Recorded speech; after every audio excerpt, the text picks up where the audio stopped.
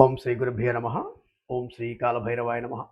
నా తల్లులకు, నా చెల్లెమ్మలకు, నా సోదరులకు శ్రీ లక్ష్మీ కుబేర స్వర్ణాకర్షణ కాలభైరవ స్వామి వారి యొక్క సంపూర్ణ ఆశీస్సులు. ముఖ్యమైనటువంటి అంశం అమావాస్య పరిహారం. ఈ యొక్క అమావాస్య బుధవారం నాడు డిసెంబర్ 12, 2026 పుష్యమి నక్షత్రంతో కలిపి వస్తున్నందువల్ల ఈ అమావాస్య రోజున పుష్యమి నక్షత్రంతో కూడుకున్నటువంటి యొక్క పర్వదినాన కాలభైరవ స్వామి వారికి తెలుపు రంగు పుష్పాలను ఒక మాలను సమర్పణ చేయండి. దీనివల్ల ముఖ్యంగా మనకు శని దోషాల నుంచి, రాహు కేతు కుజగ్రహ దోషాల నుంచి విముక్తి కలుగుతుంది.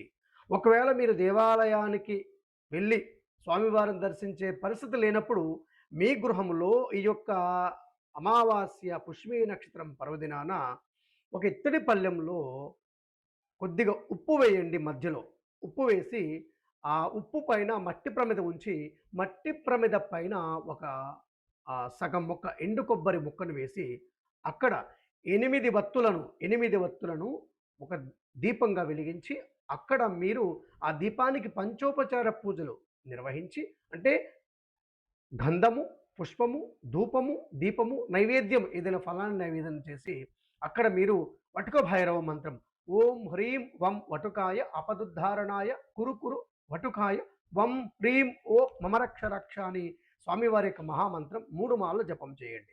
తద్వారా ఆ యొక్క దీపకాంతి మీ గృహం అంతా కూడా వ్యాప్తించి మీ గృహంలో ఉండేటటువంటి నెగిటివ్ పూర్తిగా పోతుంది.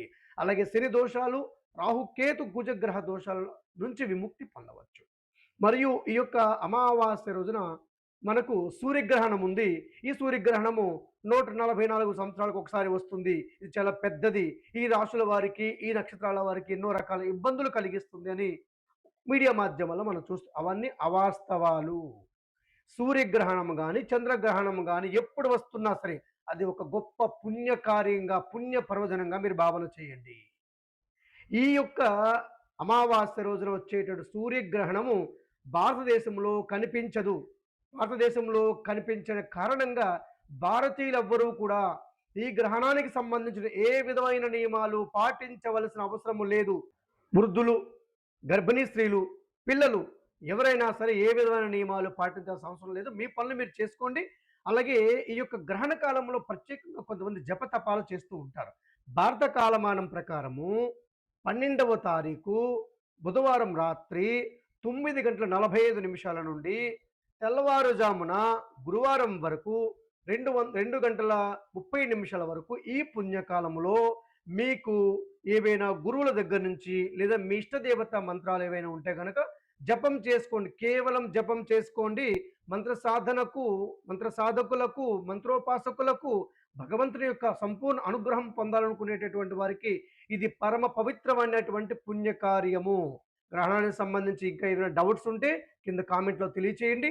ఈ యొక్క పర్వదినాన్ని రాజమండ్రిలో శ్రీ లక్ష్మీ కుబేర స్వర్ణాకర్షణ భైరవ స్వామి వారికి ప్రత్యేక కంకాళహారతి సేవ ఉంటుంది, సర్పహారతి సేవ ఉంటుంది.